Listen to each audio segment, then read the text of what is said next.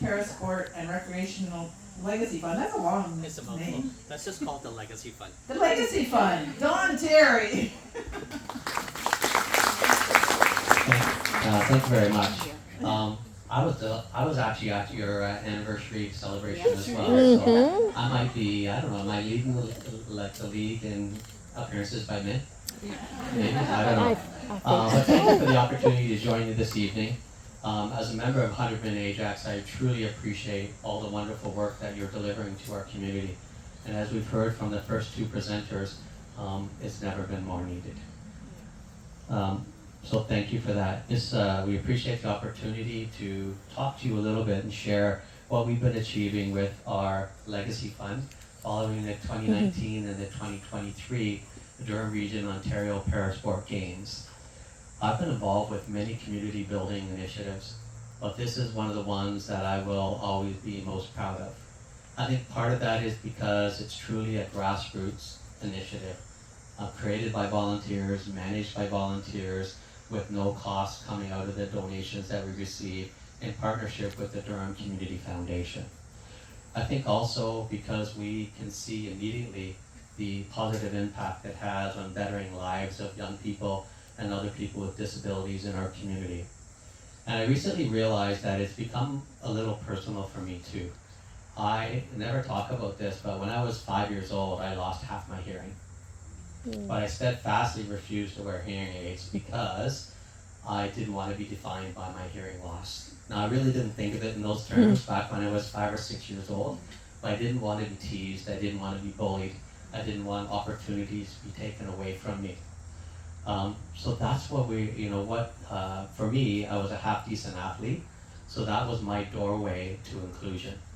That was an opportunity for improved self-esteem and a more positive outlook about who I was. And that's the kind of thing that we're delivering for people with disabilities in our community. When we hosted the 2019 and 2023 games, we were determined to make them the best games yet. We were equally determined that at the end of it, there would be legacy initiatives that would increase the number of opportunities and the number of people participating in para and adaptive sports. I'm really proud of our organizing committee because of all we achieved, but also because it was significantly led by people with disabilities. And that's an important measure to grow awareness of capabilities, but also to develop leadership capacity within our community. And I'm proud of our community because you really stepped up, and many of you I see in the room tonight volunteered over on our different committees, and our community really stepped up and made them the best games yet. And as a result of that, we were able to create these legacy funds. And that's where bettering lives really started. So one of the things we were able to do in partnership with the town of Whitby, we were able to retrofit one of the rinks at Iroquois so that it's completely accessible for sledge hockey.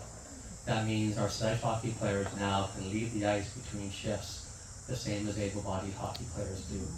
That's a significant measure of respect and value for them. And the 2 new rinks that are being built in Brooklyn are also being built now to be completely accessible. And in the new Grandview Children's Center, the gymnasium has permanently marked bocce courts. We're told that's the first facility in Ontario that includes permanent bocce courts. Again, that's the kind of ripple effect that we were looking for.